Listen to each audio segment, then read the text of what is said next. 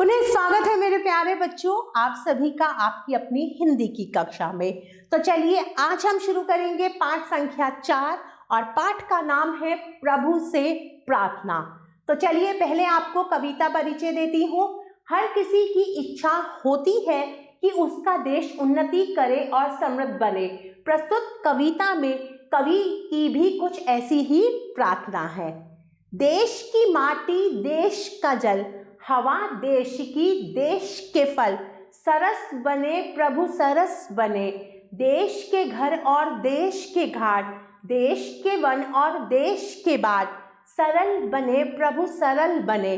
तो कवि क्या कह रहा है प्रभु से कि देश की माटी देश का जल, देश की हवा और देश के फल कैसे बने, सरस बने।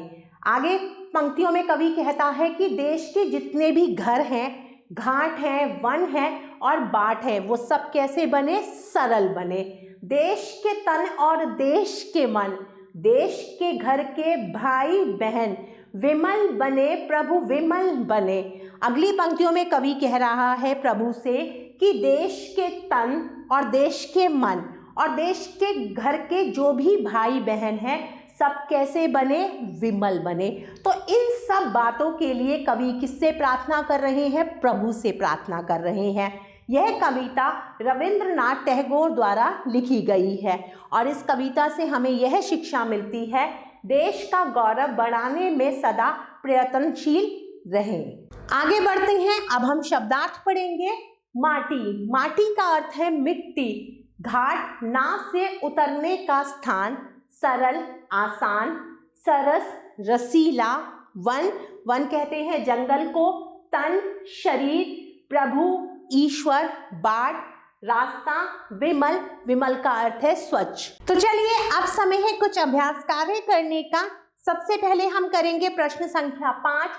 सही कथन पर सही तथा गलत कथन पर गलत का चिन्ह लगाइए। कवि देश की माटी को विमल बनाना चाहते हैं? नहीं। कवि देश के मन को सरस बनाना चाहते हैं? बिल्कुल सही। कवि देश के भाई बहनों को सरल बनाना चाहते हैं? नहीं। कवि देश के तन और मन को विमल बनाना चाहते हैं? यह कथन बिल्कुल सही है। आगे बढ़ते हैं प्रश्न संख्या 6 की तरफ। सही विकल्प पर सही का चिन्ह लगाइए। देश के फल बने कैसे, निर्मल, कोमल, मीठे या सरस? तो सही विकल्प है मीठे।